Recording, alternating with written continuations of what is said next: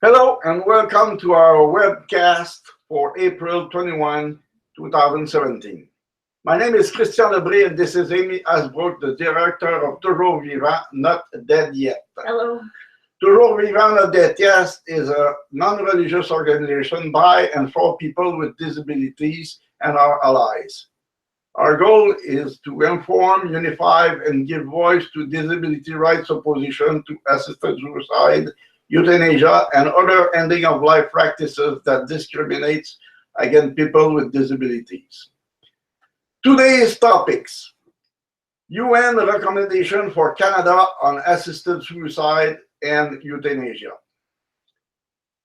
Second subject, fact, safeguards fail when the method is either assisted suicide or euthanasia. Thanks. Amy Asbrook will talk about it. Okay, the first item is the United Nations recommendations for Canada on assisted suicide and euthanasia. The United Nations Committee on the Rights of Persons with Disabilities considered Canada's compliance with the UN Convention on the Rights of Persons with Disabilities, also known as the CRPD, earlier this month.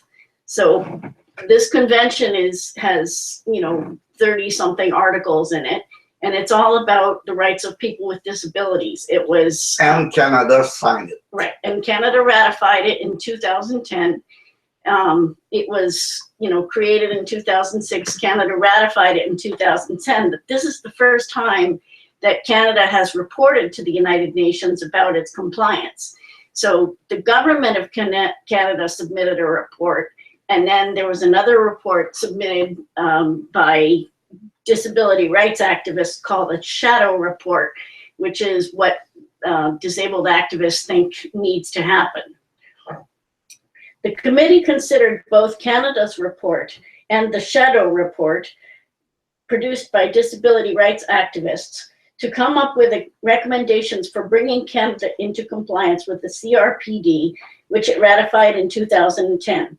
The resulting report, entitled Concluding Observations on the Initial Report of Canada, was issued on April 12th.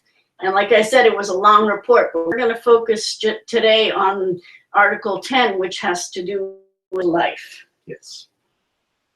Report expressed the committee's concern over the adoption of legislation that provides for medical assistance in dying, including on the grounds of disability. It also stated its concern over the absence of regulations governing the practice and the lack of data to assess compliance with the procedural safeguards. Whoops, I think I remember that we had talked about it, let's say 3 years ago or before. Right. And we are not alone. Right, exactly. So these are first the reservations about the concern about adopting the law, especially for people with disabilities, and also the concern about the lack of regulations that have come out governing the practice and the lack of data to know whether we're in compliance were among their concerns. Yes, and it's a concern from UN, from a report that Canada approved and ratified. Right. Well, they didn't ratify the report, but they ratified the convention. The convention. Yeah. The committee offered 3 recommendations on this issue. First, to ensure persons who seek an assisted death have access to alternative courses of action and to a dignified life made possible with appropriate palliative care, disability support, home care, and other social measures that support human flourishing. So this is something we've talked about a lot, that it's not just palliative care that people need. People need supports to live independently and have control in their lives. So, because the number one reason people give for wanting assisted suicide is loss of control. So people want to be able to have control in their lives, and that's what... so it was one of our major concerns about this law. Right. And UN just say that we was right. Right. The UN is saying that, you know, that Canada has to provide palliative care, disability supports, home care, and other social measures to support human flourishing. Yeah. So it's let's say, a victory for us. Yeah, exactly. The second recommendation is to establish regulations pursuant to the law requiring collection and reporting of detailed information about each request and intervention for medical aid in dying. Another victory, and this is not affecting the way that people will not be targeted themselves. The privacy will be kept. Right. That's what we need is general information, not personal information. Right, exactly. But Canada doesn't take care about it yet. Right. And they must. And the recommendation says that they need to have reported detailed information about each request. Yes. So that, you know, it's not just knowing where the person is from, it's, you know, the sex of the person, income, that kind of thing. Yeah. The reason of death. Right, okay. The reason for the request. Yes. And things like that. Not the name of the people, the address, or whatever personal information. Right, exactly. But there needs to be enough information about who's... The general region is needed because some kind of general region could be affected, like a reserve, okay, could be affected by some decision like that. So it's needed, but not the address of the people. Right. And there also needs to be enough information about the process and whether the person is actually eligible. That's more part of the details. How many failed do we have? Because we have already have failed. Right. Already people who were not eligible have been euthanized. Yeah. And the third recommendation is to develop a national data standard and an effective independent mechanism to ensure that compliance with the law and regulations are strictly enforced and that no person with disability is subjected to external pressure. So Quebec have already a committee who do that, but the minister of the health minister just divide the mission of the committee a month ago. Yeah.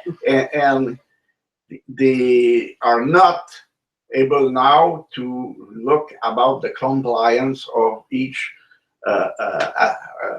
event. Right. The health minister in Quebec has diverted the action of the Committee on End-of-Life Care toward deciding whether people are being wrongfully denied euthanasia, rather than from examining each case to make sure that people were actually eligible for euthanasia. Which is the complete opposite of the report of UN. Right, exactly. So this third recommendation, the first two recommendations are essentially identical to proposals put forward by disability rights activists in their shadow report. So that's great. We basically got the language in that we wanted. So that's really good. The third recommendation includes 3 elements. It sort of breaks down into 3 parts. First is a national data standard. And that means that the data reported all across the country would be the same. Okay, I know people will say, oh, the health is provincial issue. Whoa, take a minute.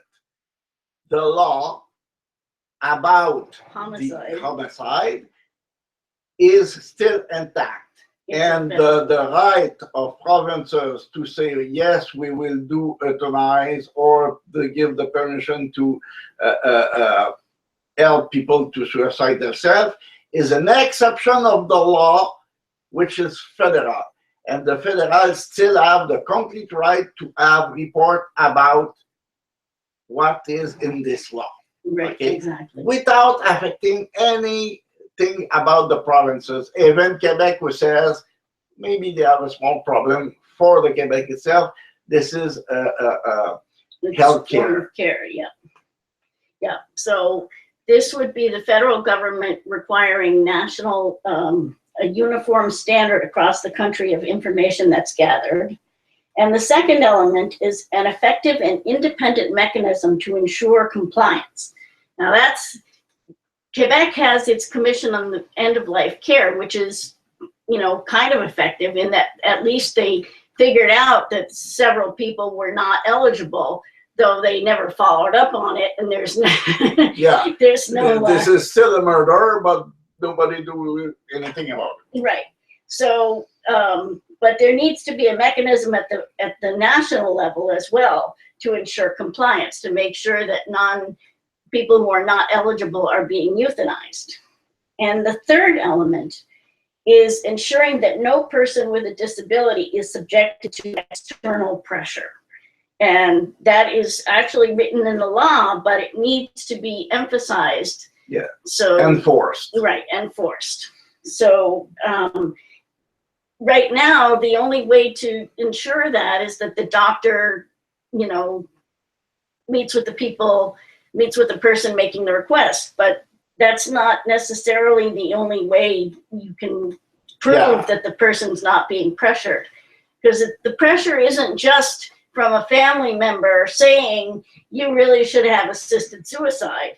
It's the pressure of the lifestyle the person is living if they are stuck in an institution. And they don't want to be there, Right. or the opposite, could not enter those things and need it, and whatever. Okay. Right, exactly. The inclusion of these recommendations amounts to a great victory for disability rights activists. Yes, Yes, it is. it is. So that's some good news. Yeah, there is few, but this one is a big one. Right. However, several other proposals were not included in the United Nations in the UN Committee's report that could have provided stronger protections for people with disabilities. And we'll look at those next week. We'll just stick with our celebration this week and not talk about the bad stuff. Two people who look Simpson, I should have said, we told you. Right. Sorry. This is an easy guy. Yeah. So the second topic is the frequently asked questions. Safeguards fail when the method is either assisted suicide or euthanasia. So when the method is assisted suicide or self-administration, how do the safeguards fail? Well, they fail because no witness is required when the drugs are taken. There is no way to ensure that the drug is taken voluntarily. If the person struggled, who would know? And that's absolutely true. If think it could be you in the future. Right, exactly. If the person, if the family sneaks the drugs into, the pudding or something like that, and feed it to the person who asked for the assisted suicide, but they're not ready to go yet or whatever, there's no way to follow up on that. There's no way to know. So that's one problem. Another is that if there are complications or the person changes her mind after swallowing the pills, there is no way to correct the problem. Too bad, guy. Right. You're gone. Right, exactly. There's no doctor to, make pump the person's stomach or whatever. Yeah, something save the to person's try life. to save the person. Right. And finally, a lethal dose of drugs may sit around the house for weeks or months or fall into the wrong hands. So if you've got drugs sitting around the house and people come and go and, you've got this bottle of 100 Seconal in the medicine cabinet, anybody could get that. Yeah, somebody could suicide himself, Right. A real suicide, not a help suicide. Right. Could be children, could be... or they could sell it on the street. Even that, because, Yeah. one pill is a drug and many pills kill you. Right, exactly. So there really is no follow-up in the jurisdictions where they just give you the prescription and let you go.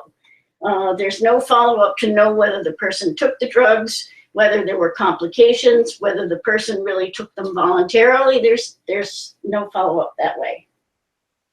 Okay, also safeguards fail when the method is euthanasia or administered by a medical professional. partly because the control over the final act is out of the hands of the person.